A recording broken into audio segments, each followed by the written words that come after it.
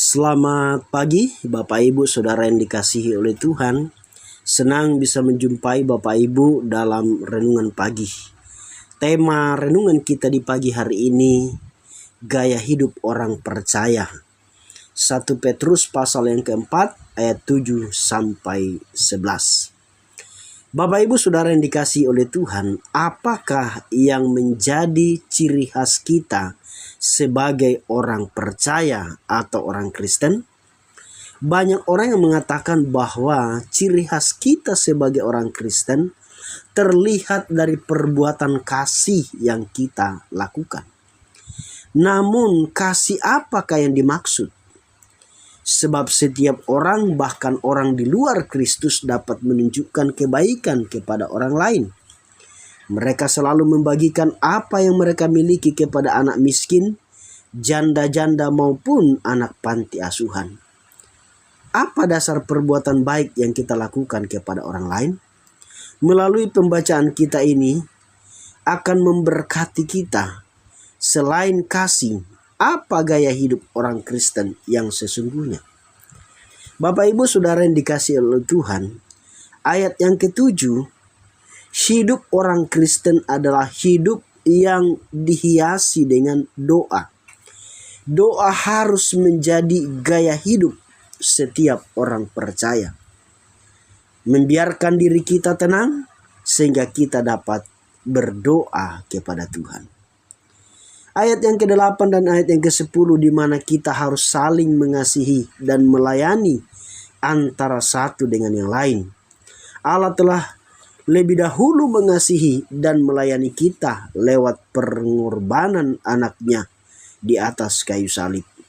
Allah menyatakan kasih-Nya kepada kita walaupun kita tidak mengasihinya.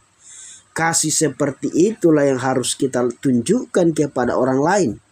Dasar dari perbuatan baik kita kepada orang lain adalah karena kita mengasihi Yesus. Itulah yang membedakan kita dengan orang lain dalam hal memberi. Kemudian ayat yang ke-9 berkata, berilah tumpangan seorang akan yang lain dengan tidak bersungut-sungut. Makna yang terkandung dalam ayat ini sangatlah dalam. Yang dikehendaki tidak hanya memberi tumpangan, akan tetapi juga menunjukkan kasih persaudaraan kepada orang asing sekalipun. Dalam bahasa aslinya itu bahasa Yunani digunakan kata philoxenos yang berasal dari dua kata yakni philo yang berarti kasih atau persaudaraan dan xenos yang berarti orang asing. Ayat ini memberi penjelasan kepada kita bahwa kita harus menunjukkan kasih persaudaraan kepada orang lain yang bahkan belum pernah kita kenal sebelumnya. Dan kita harus melakukannya dengan tidak bersungut-sungut. Bapak Ibu Saudara yang dikasihi oleh Tuhan, memberi kepada orang-orang yang dekat dalam hidup kita adalah perbuatan yang sangat baik. Namun memberi kepada orang lain yang belum kita kenal sebelumnya adalah tindakan kasih yang istimewa. Oleh karena itu, jangan heran jikalau pada suatu hari Roh Kudus menggerakkan hatimu untuk memberi kepada orang lain dalam jumlah yang besar.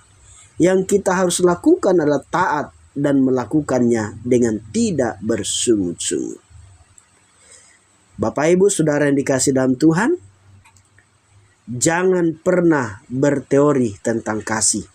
Sebab kasih itu adalah gaya hidup dan praktek hidup. Demikian renungan firman Tuhan di pagi hari ini. Kiranya dapat memberkati kita semua. Amin.